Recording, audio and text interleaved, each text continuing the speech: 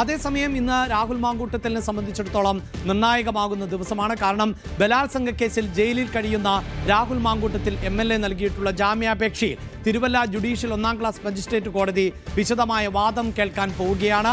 കെട്ടിച്ചമച്ച കേസാണെന്നും പരസ്പര സമ്മതപ്രകാരമാണ് ശാരീരിക ബന്ധം പുലർത്തിയത് എന്നതുമാണ് രാഹുലിന്റെ വാദം. നമുക്ക് എന്താണ് ഇന്ന് കോടതിയിൽ സംഭവിക്കാൻ പോകുന്നത് എന്നതിന്റെ വിശദാംശങ്ങൾ ഒന്ന് പരിശോധിച്ചു നോക്കാം. ഇന്നാണ് കോടതി ഇതുമായി ബന്ധപ്പെട്ട ജാമ്യ ഹർജി പരിഗണിക്കാൻ പോകുന്നത്.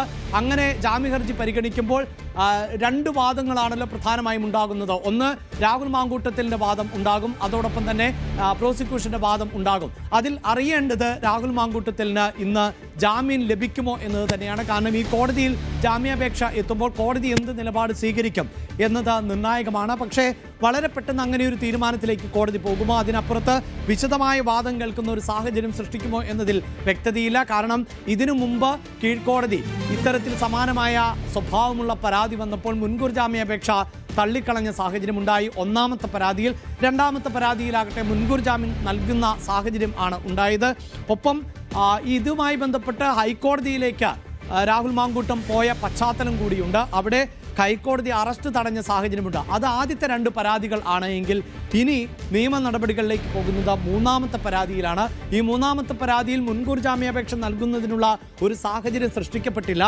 അതിനു മുമ്പ് തന്നെ വളരെ പെട്ടെന്ന് രഹസ്യമായി തന്നെ പോലീസ് നീക്കങ്ങൾ മുന്നോട്ട് പോവുകയും അങ്ങനെ ആർക്കും പിടികൊടുക്കാത്ത തരത്തിലുള്ള ഒരു നീക്കത്തിലൂടെ അന്വേഷണ സംഘം ഈ മൂന്നാമത്തെ പരാതി രാഹുൽ മാങ്കൂട്ടത്തെ അറസ്റ്റ് ചെയ്യുകയുമാണ് ചെയ്തത്. ഈ ഒരു പശ്ചാത്തലത്തിൽ ആണ് ഇനി രാഹുൽ മാങ്കൂട്ടത്തിന്റെ ജാമ്യാപേക്ഷ പരിഗണിക്കാൻ പോകുന്നത്. അവിടെ രാഹുലിന്റെ വാദം എന്തായിരിക്കും എന്നതാണ് നമുക്ക് നോക്കേണ്ടത്. രാഹുൽ മാങ്കൂട്ടത്തിലിന്റെ പ്രധാനപ്പെട്ട വാദം ആയി ഉന്നയിക്കാൻ പോകുന്നത് നിലവിൽ രാഹുൽ മാങ്കൂട്ടം കസ്റ്റഡിയിൽ ആയിരുന്നു എന്ന പശ്ചാത്തലമാണ്. നമുക്ക് 3 ദിവസം കസ്റ്റഡിയിൽ വിട്ടിരുന്നു എന്ന കാര്യം, രാഹുൽ മാങ്കൂട്ടത്തിലിനെ ഇതിനോടകം തന്നെ 3 ദിവസം കസ്റ്റഡിയിൽ വിട്ടിരുന്നു.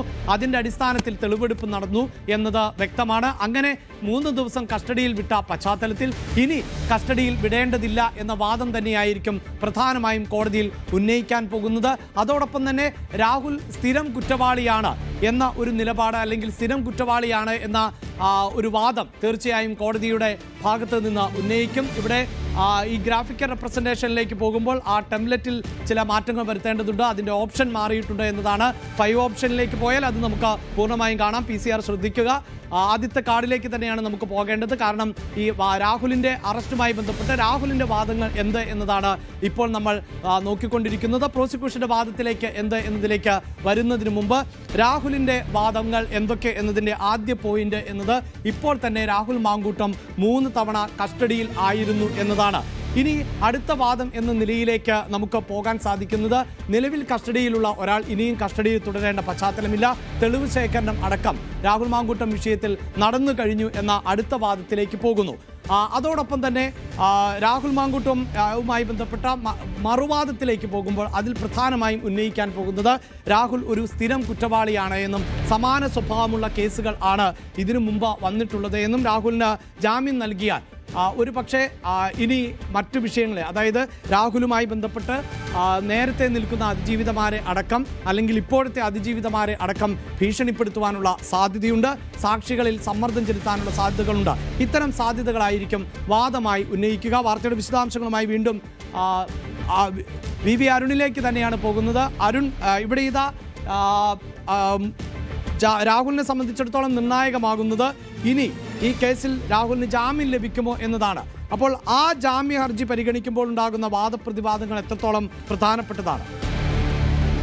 അത് വളരെ പ്രധാനപ്പെട്ടതായിരിക്കും. കാരണം രാഹുൽ മാങ്കൂട്ടത്തിൽ സ്വാഭാവികമായും നേരത്തെയുള്ള കേസുകളിലൊക്കെ പറയുന്നത് പോലെ ഇത്തവണയും ഇത് ഉഭയസമ്മതപ്രകാരമുള്ള ലൈംഗിക ബന്ധമായിരുന്നു. അത് അതിനുശേഷം രാഷ്ട്രീയമായി ഉപയോഗിക്കാനുള്ള നീക്കങ്ങൾ നടത്തുന്നുവെന്ന പതിവ് പല്ലവി തന്നെ 2 കേസുകളിലും സമാനമായിരുന്നു. രാഹുൽ ഈ കേസിലെ അദ്ദേഹത്തിന്റെ വാദമുഖങ്ങൾ ഒരു പരിധിവരെ അദ്ദേഹത്തിന് അത് അനുകൂലമായി മാറുകയും ചെയ്തു. സമാനമായ കാര്യം തന്നെയായിരിക്കും ഉന്നയിക്കുക. പക്ഷെ ഇത്തവണ കുറച്ചുകൂടി തയ്യാറെടുപ്പ് കൂടിയാകും പ്രോസിക്യൂഷനും കോടതിയിലെത്തുക. കാരണം നേരത്തെയും ഈ അറസ്റ്റ് ചെയ്യാൻ കഴിയാത്ത സാഹചര്യം ഉണ്ടായിരുന്നു രാഹുലിനെ. 2 ദിവസം 3 ദിവസം രാഹുലിനെ കസ്റ്റഡിയിൽ ചോദ്യം ചെയ്യാൻ കിട്ടിയിരുന്നു.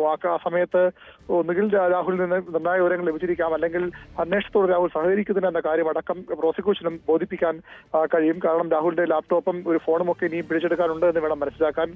പോലീസ് ലഭിച്ച ഫോണിന്റെയും കൃത്യമായ ലോക്ക് മാറ്റിക്കൊടുക്കുകയോ അതിൽ നിന്ന് വിവരങ്ങൾ ശേഖരിക്കാനുള്ള സമയവും അന്വേഷണ സംഘം ലഭിച്ചിട്ടില്ല. പാലക്കാട് ഉൾപ്പെടെയുള്ള പല സ്ഥലങ്ങളിലും രാഹുലിനെ ഇനിയും കൊണ്ടുപോയി തെളിവെടുക്കേണ്ടതുണ്ട്. ഒരുപക്ഷേ അത് ഒന്നുകിൽ വേണ്ടെന്ന് വെച്ചതാകാം, അല്ലെങ്കിൽ ഇനി അത്തരം നടപടികൾക്ക് സമയം വേണമെന്ന വീണ്ടുമുള്ള ആവശ്യം പ്രോസിക്യൂഷൻ മുന്നോട്ട് വച്ചേക്കാം. ഏതായാലും രാഹുലിന്റെ അഭിഭാഷകൻ ആദ്യഘട്ടത്തിൽ തന്നെ പറഞ്ഞതുപോലെ പൂർണ്ണമായും രാഷ്ട്രീയ പ്രേരിതമായ ഒരു ആരോപണമെന്ന നിലപാട് തന്നെയാകും രാഹുലിന്റെ വാദം കോടതി വരാൻ പോകുന്നത്.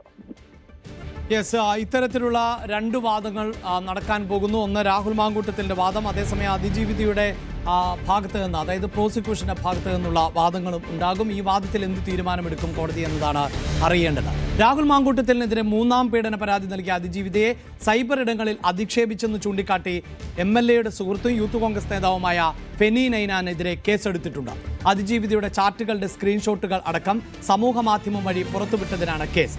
വാട്സപ്പ് ചാറ്റുകളുടെ സ്ക്രീൻഷോട്ടാണ് പുറത്തുവിട്ടത്. പരാതിക്കാരിയെ അധിക്ഷേപിക്കുക എന്ന ഉദ്ദേശത്തോടെയാണ് ചാറ്റ് ഫേസ്ബുക്കിലൂടെ പ്രചരിപ്പിച്ചത് എന്നാണ് പ്രത്യേക അന്വേഷണ സംഘം പറയുന്നത്.